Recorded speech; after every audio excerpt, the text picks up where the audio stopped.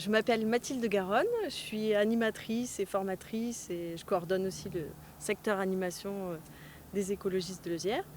Et aujourd'hui, je vais vous parler de l'herbe rousse, la belle, qui se reconnaît assez facilement parce qu'en ce moment, elle est en fleurs. Donc à partir de février-mars, elle est en fleurs et on la retrouve un peu partout sur les terre-pleins, sur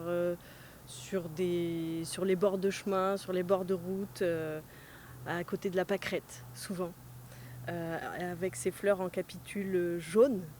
Euh, elle a des feuilles qui sont en rosette, donc assez plaquées au sol, et donc il faut se mettre un peu à quatre pattes pour la trouver.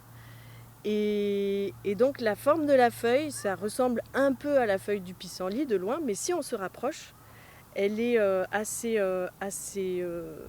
obovale, je ne sais pas comment dire autrement, d'un vert assez franc.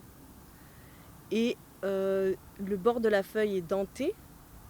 Et ce qui est caractéristique, c'est le haut de la feuille, le dernier segment, il est assez large ici. Sur les jeunes feuilles, des fois, on peut voir sur le bout des segments, tout au bout, sur la pointe, ce qu'on appelle un petit mucron noir, une petite boule noire. Mais ce n'est pas systématique. Qu'est-ce que je peux dire d'autre? Sur la feuille, souvent, il y a des petites taches blanches.